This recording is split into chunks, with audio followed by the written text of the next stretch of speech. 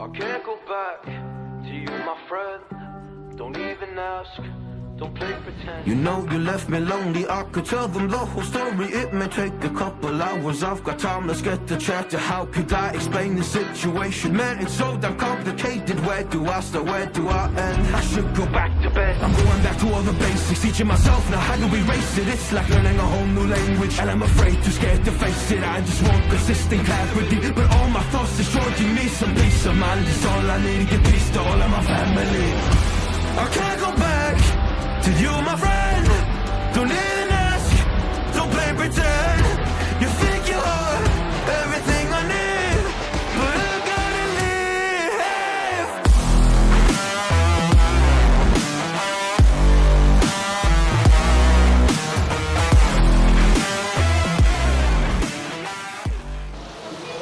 Feel na feel ko yung ano guys, rebound ng kanyang suspension sa likod. Napakaganda. Stig. Yamaha PG1, isa sa pinakahihintay kong motor na ilabas ni Yamaha. At finally, nandito na nga siya guys sa Yamaha Bikeling Tagum. At syempre, hindi natin papalagpasin na hindi ito mabigyan ng review at walkthrough. So in this video guys, tatalakayin natin yung bawat specs, features, at syempre i-walk around na din natin itong isang to. So without further ado, let's start this video. So ito yung tinatawag nila guys na retro classic vintage motorcycle. So dito na muna tayo guys sa kanyang technical specification. Of course, this motorcycle is powered by 113cc to be exact. Single cylinder, single overhead cam, 4-stroke at 2 valves. Ito ay mayroong lakas na 8.8 horsepower at 7,000 RPM and max torque of 9.4 Nm at 5,500 RPM. So itong motor na to guys, nasabi sa akin na yung makina nito is makina pala ni Yamaha Sight. So sa mga naghahanap dyan ng Yamaha Sight guys, kasi alam na naman natin na si Yamaha Sight is napakatipid talaga pagdating sa gasolina. Well, since yun ay phase out na, meron namang nilabas si Yamaha na Yamaha PG1 na napaka-fuel efficient. So this one guys is kaya umaverage no, ng 59 km per liter. Tapos yung kanyang fuel tank capacity naman is 5.1 liter. So malayo-layo na din yung matatakbo nyo nito guys before kayo magpapagasolina ulit. So yun yung nagustuhan ko dito sa motor na to. So dito naman tayo sa kanyang overall looks. Kung mapapansin nyo guys, medyo magkahalintulad sila ng kulay ni Yamaha Mio Gear, which is yung parang brown cappuccino. And for me, talagang napaka-astig, napaka-classic, at saka napaka-minimalist ng design niya. So pagdating dito sa kanyang side look, no? Sa kanyang itsura dito sa side, para siyang may pagka-Yamaha XSR. Pagdating dito, ayan, o diba? And pagdating naman dito, ayan, nandito yung pagka-classic niya kasi pagdating sa kanyang headlight, naka-bulb type or halogen. Turn signal, naka-bulb type pa rin. Pero kahit ganun pa man guys, kahit daytime ngayon, napakalakas po ng buga. And ang nagustuhan ko dito guys, pagdating sa kanyang suspension sa front, which is telescopic fork suspension, siya ay naka-rubber boots. So pang-protekta yan sa mga bato-bato if ever idadaan nyo to sa off-road. And pagdating naman sa wheel guys, naka-dual sport siya. So again, pwede siya sa off-road at saka pwede siya sa on-road. Ayan. Tapos, sa braking system na ginamit sa front, siya ay naka-single disc. Ayan, with single pot piston brake caliper. And dito guys, pagdating naman dito, siya ay naka-yantas or naka-spoke. Tire size sa front guys is 90 by 100 by 16. So, naka-tube type pa rin siya guys. And dito sa side, ayan guys, wala kayong masyado makikitang sticker dito. Kundi ito lang pangalan niya na PG1 at saka yung kanyang brand na Yamaha. And for me, yung mga lining na yan, nagpapaganda yan dito sa aesthetic ng motor na to. Talagang minimalist lang talaga yung datingan. So ito yung klase ng motor guys na dadaan yung maraming panahon pero hindi luluma. Kasi nga yung kanyang looks ay may pagka-retro classic, vintage, rugged design. Ayan. So dito tayo guys sa kanyang dashboard. Of course, pagdating sa dashboard, siya ay naka-analog, no? Fully analog yan. Pero kahit ganun pa man, lahat naman ng info is nandyan na. Like yung kanyang speedometer, odometer, and pinaganda dito guys, meron din siyang gear indicator, which is meron siyang 4-speed. Ayan.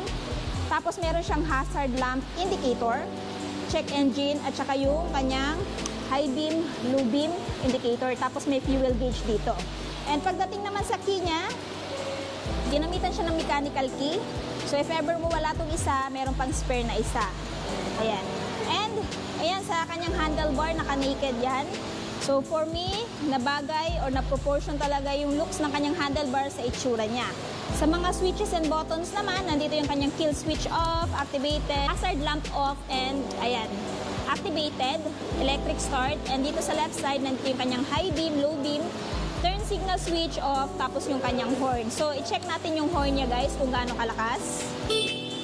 So, ayun po yung kanyang horn and nandito yung kanyang pass light. For me, goods na goods yan.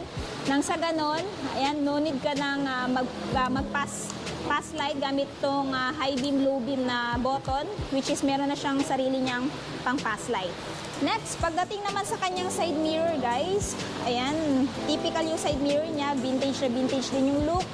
Ayan, classic na classic. And for me, hindi ko na ito papalitan. Pero kung gusto niyo itong palitan guys, wala namang problema. Ang sa akin lang, no, since Yamaha brand to, talagang napaka-durable na itong side mirror na to. So hanggang hindi pa nasisira, wag muna kayo magpalit para mas makasave kayo. Then dito guys, kung mapapansin nyo, meron siyang kulay dito na parang cappuccino brown, tapos dito naka matte black. And pagdating sa upuan, ayan, kita nyo naman guys. O, diba? Naka-leather type siya na brown and naka-stitches na din siya. So, meaning napaka-high quality ng pagkakagawa ng kanyang upuan. Hindi siya ganun kalambot. Though foamy siya, pero napaka-stiff niya, no? And medyo masakit din to sa puwet if ever, ilo-long ride mo to. Pero kung sa mga short ride lang naman, hindi naman siguro masyado. Ayan. Tapos ito yung upuan ng angkas, medyo maliit lang din. Tapos mayroon din siyang grab bar dito na mahawakan if ever ayaw niyang humawak sa inyo. So sa mga nagtatanong nga pala, saan nakalagay yung kanyang fuel tank? Nandito yung kanyang fuel tank guys. May susian siya dito. Check natin. Ayan. So, nandito yung fuel tank niya guys, which is napakalaki na din, ng capacity 5.1. So, for me, goods na goods yan na meron siyang malaking fuel tank para hindi kayo palagi nagpapagasolina. And pwede din kayo maglagay dito ng maliit na papel ng motor nyo or pamunas.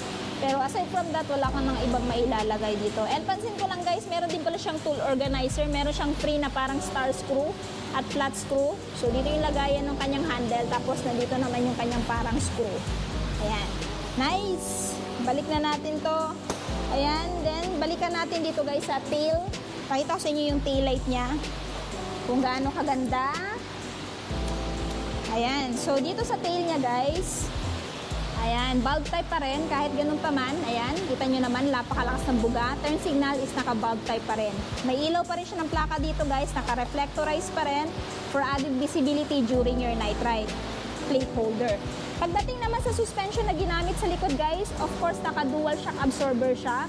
So, ayan guys, napakaganda po ng plate nito, lalong-lalo na sa lubak dahil nga ginawa ito pang dalawang road condition, mapa-off-road man or on roads. Dual sports pa rin yung tire sa likod na mayroong tire size guys na 90 by 100 by 16. Spoke pa rin. Braking system is drum brake. Ayan. And, ayan, naka-swing arm siya guys. No? And pansin ko lang din guys, pagdating sa Tambucho Classic din yung datingan, may heat guard pa rin, pang-protekta sa legs ng angkas or sa legs mo na hindi mapaso. Tapos, nandito yung foot peg ng angkas. Ayan. Foot peg ng driver, syempre yung brake pedal. And dito tayo sa kabila. Check natin anong meron dito. So, pagdating dito guys, meron pa rin siyang chain cover. And foot peg pa rin ang angkas nandito. Side stand, typical side stand yan guys. Wala siyang side stand switch. Syempre yung foot peg ng driver at saka yung kanyang cambia. Sa mga nagtatanong guys, siya po ay FI na. At katulad ng sinabi ko kanina, ito po ay may makina ni Yamaha sight.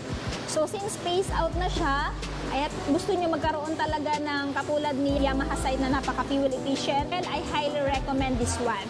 So, itong motor na to guys, itong si Yamaha PG1, hindi lang siya pwedeng gamitin na pang-adventure, pang-trail, pwedeng-pwede din siya gamitin pang-araw-araw. Kung gusto niyo po talaga ng motor na mas makakatipid kayo sa gasolina. At the same time, napaka-stylish din ng looks niya. So, ito yung itsura natin guys pag nakasakay dito kay Yamaha PG1. So pagdating sa seat height niya, meron siyang seat height na 790mm at sa height ko na 5'5 guys, ayan, kita nyo naman medyo naka-tiptoe tayo. Tapos pagdating sa kanyang ground clearance, meron siyang ground clearance na 190mm. Kaya naman sa mga malalaking hams ng Pinas, hindi na madaling maabot yung ilalim na bahagi ng motor na to. Upright sitting position tayo pagdating dito. And kung mapapansin nyo, napakalawak din ang turning radius. Ayan. O, diba? Napaka-stig. Uy! Feel na feel ko yung ano guys, rebound ng kanyang suspension sa likod. Napakaganda. Stig. So kung idadaan nyo ko sa off-road, hindi masyadong may stress yung katawan nyo kasi kita nyo naman, oh, lambot ng suspension. Para lang akong, alam mo yun, nakaupo sa kama na malambot. Lambot. Nice. So, ayan guys, sa mga mahilig dyan sa motor na classic, entry-level na pag-adventure bike, I highly recommend this Yamaha PG1. So, ngayon naman guys, talakayan naman natin yung kanyang updated price. So, natapos na nga natin ikutan si Yamaha PG1 guys. So, ito nga palang motor na to, if interested kayo, meron siyang spot cash na 96,400. Pero kung gusto niyo ng hulugan, syempre meron siyang down payment na 8,000 at yung monthly naman niya sa 3 years ay 4,469 at syempre meron siya rebates na 200. So, itong motor na to nga pala guys is available lamang sa Yamaha Bike Link Tagum. Anyway, ilalagay ko na lang sa screen yung full address, maging yung phone number nila para mas makapag-inquire kayo regarding sa motor na to. So yun na guys, tapos na nga natin ikutan to si Yamaha PG1. Ano yung masasabi niyo sa motor na to? Sulit ba siya sa presyo niya? At ano yung katagian niya kung bakit siya yung kukonsider yung bilhin ngayong 2024? I-comment nyo nga sa baba. At syempre kung bago pa lang kayo sa channel ko at hindi pa nakapag-subscribe, huwag kalimutan mag-subscribe para ma-notify kayo once may bago tayong upload. So yun guys, hanggang dito na muna tayo. Ride safe and peace out!